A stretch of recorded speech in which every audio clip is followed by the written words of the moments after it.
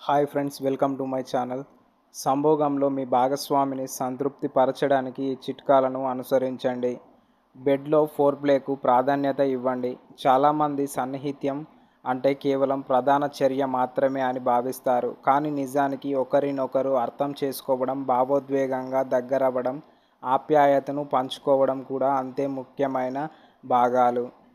ఫోర్‌ప్లే అంటే కేవలం శారీరక స్పర్శ మాత్రమే కాదు. ప్రేమగా మాట్లాడటం, ఒకరిని ఒకరు అభినందించడం, ఆప్యాయంగా హత్తుకోవడం, చేతులు పట్టుకోవడం, ముద్దైన సంభాషణలను చేయడం వంటి చర్యలు కూడా ఇందులో భాగమే.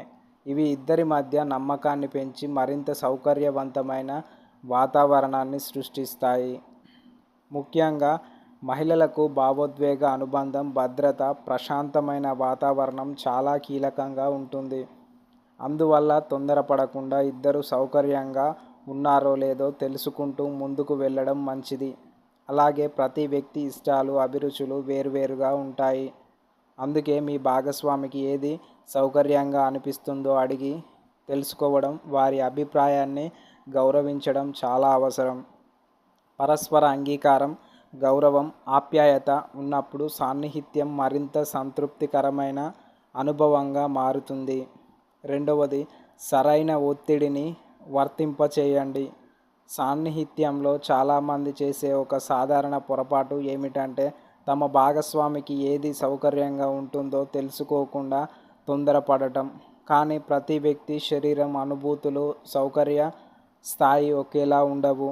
అందుకే ఎలాంటి శారీరక స్పర్శ అయినా సున్నితంగా, గౌరవంతో భాగస్వామి స్పందనను గమనిస్తూ ఉండాలి. మీ భాగస్వామి ముఖ కవళికలు, బాడీ లాంగ్వేజ్, వారు చెప్పే మాటలు వంటి సంకేతాలను గమనించడం చాలా ముఖ్యం. వారు అసౌకర్యంగా ఉన్నట్లు అనిపిస్తే వెంటనే ఆగి వారికి ఏమి సౌకర్యంగా ఉంటుందో ప్రశాంతంగా మాట్లాడుకోవాలి. ఒక చిన్న సంభాషణ కూడా ఇద్దరి మధ్య నమ్మకాన్ని మరింత బలపరుస్తుంది. గుర్తుంచుకోవాల్సిన ముఖ్యమైన విషయం ఏమిటంటే సాన్నిహిత్యంలో ఒకే విధానం అందరికీ సరిపోతుంది అనే నియమం లేదు. ప్రతి జంటకు తమకు నచ్చే విధానం వేరు. అందుకే ఊహించకుండా పరస్పరం మాట్లాడుకొని ఒకరి అభిరుచులను ఒకరు తెలుసుకోవడం ఉత్తమ మార్గం. సాన్నిహిత్యం ఎప్పుడూ నొప్పి లేదా అసౌకర్యాన్ని కలిగించకూడదు. ఇద్దరికీ సౌకర్యంగా, భద్రంగా, ఆనందంగా అనిపించేలా ఉండటమే ముఖ్యమైన లక్ష్యం. ఏ దశలోనైనా ఒకరికి అసౌకర్యంగా అనిపిస్తే ఆ విషయాన్ని గౌరవించి వేగాన్ని తగ్గించడం లేదా విరామం తీసుకోవడం పరిపక్వమైన నిర్ణయం. అత్యంత ముఖ్యమైన పరస్పర అంగీకారం ప్రతి క్షణంలో అవసరం. ఇద్దరు సౌకర్యంగా, ఇష్టపూర్వకంగా ఉన్నప్పుడు మాత్రమే ఆ అనుభవం నిజంగా సానుకూలంగా ఉంటుంది. ఒకరి భావాలను మరొకరు గౌరవించడం, ఓపికగా వ్యవహరించడం, పరస్పరం వినడం ఇవే ఆరోగ్యకరమైన, సంతోషకరమైన దాంపత్య జీవితానికి నిజమైన పునాది. కాబట్టి సరైన ఒత్తిడి అంటే కేవలం శారీరక అంశం కాదు. అది మీ భాగస్వామి సౌకర్యాన్ని గౌరవించడం, వారి స్పందనను అర్థం చేసుకోవడం మరియు ప్రతి క్షణంలో పరస్పరం గౌరవం, నమ్మకాన్ని కొనసాగించడం అని గుర్తుంచుకోండి. మూడవది, పడక గదిలో ప్రశాంతమైన వ్యక్తిగత వాతావరణాన్ని ఏర్పాటు చేసుకోండి. సాన్నిహిత్యం అనేది కేవలం శారీరకంగా దగ్గరవ్వడం మాత్రమే కాదు. మనసు ప్రశాంతంగా ఉండటం, ఒకరిపై ఒకరికి నమ్మకం ఉండటం, ఎలాంటి అంతరాయం లేకుండా సమయం గడపగలగడం కూడా అంతే ముఖ్యమైనవి. అందుకే ప్రశాంతమైన, వ్యక్తిగతమైన వాతావరణాన్ని ఏర్పాటు చేసుకోవడం మంచి అనుభవానికి సహాయపడుతుంది. ముందుగా మీ ఇద్దరికీ సౌకర్యంగా అనిపించే ప్రదేశాన్ని ఎంచుకోండి.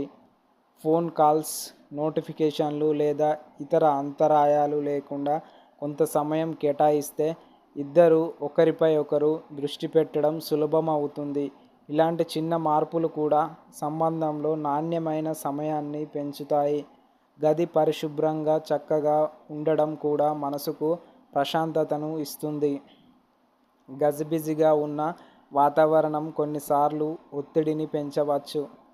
పరిశుభ్రమైన, సౌకర్యవంతమైన వాతావరణం ఇద్దరికీ మరింత రిలాక్స్గా ఉండేందుకు సహాయపడుతుంది. అలాగే గదిలో వెలుతురు కూడా మీ ఇద్దరికి సౌకర్యంగా ఉండేలా చూసుకోవచ్చు.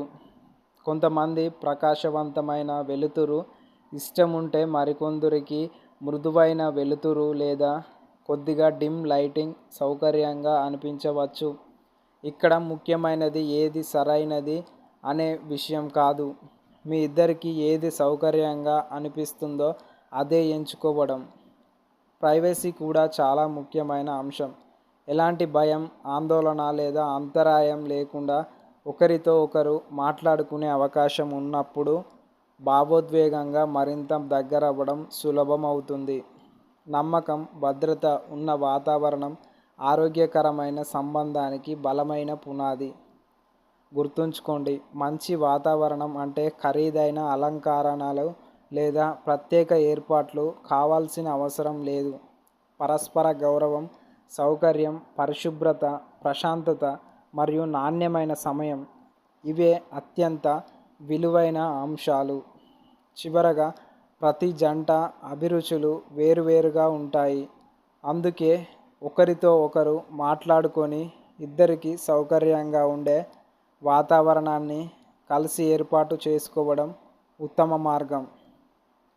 అలాంటి పరస్పర అవగాహన, గౌరవం మరియు నమ్మకమే సాన్నిహిత్యాన్ని మరింత సంతోషకరమైన, సానుకూలమైన అనుభవంగా మారుస్తాయి. ఇక నాలుగవది, సాన్నిహిత్యం అనేది ఇద్దరి భాగస్వామి అనుభవం.